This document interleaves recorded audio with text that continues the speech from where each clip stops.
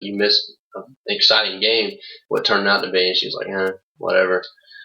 But I'm still bummed they got rid of the automatic. I'm actually doing a story on that, and I actually talked with a guy who is a former Major League Baseball player, and he said as a fan he doesn't like it. He was a pitcher. His name's Bill White. He said as a fan he thinks it's stupid. And he says as a pitcher he'd have loved it. Oh, he didn't have to throw the pitches, I mean, that's like one of the worst things. And you don't have the chance of balking. You don't have the chance of doing it, throwing it away, any of that stuff. He said, but if they're going to make the rule, the way they need to make it is if there's nobody on base, you can just do that. You can just send them on. But if there's somebody on base, there's too many things that can happen. There's they could get lackadaisical and just lob it in there, and all of a sudden you take off and steal on them. And if there's like a runner at second, or they throw it away like we've talked about, or they balk him. There's just too much that can happen. He said if there's nobody on base, that it's okay because there's nothing. You're just throwing the pitches. Yeah. The only thing that can happen is you could throw it over the plate and they could hit it out or something. But the odds of that happening with nobody on base.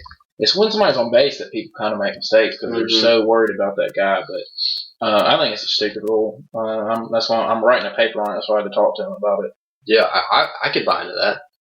Yeah, for sure. That's something because really my issue with it is just I like the idea of making people make the plays, and obviously there's no pressure if nobody's on base. If you throw it away, it's embarrassing, but who cares? You're not really hurt by it. But if somebody's on base, especially if somebody's on third, there's a lot of pressure on that. And they could be really exciting. You don't know how, or it could be. It's probably going to be really boring, but there's a slight chance that it's really exciting.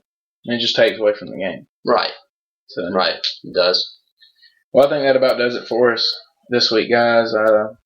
We got, like we said, the hockey playoffs coming up. We got basketball playoffs coming up, which things have gotten pretty interesting in the Eastern Division with the Cavs and Celtics.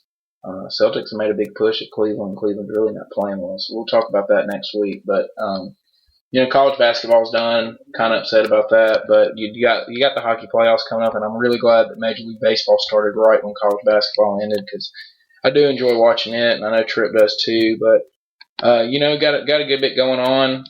Here within the next month, we'll be doing softball conference tournaments and getting ready for the softball regionals and all that, which is a good and exciting time. And baseball's right behind them, about 2.5 weeks behind them. Though they start their conference tournament, so we're getting close to all that. But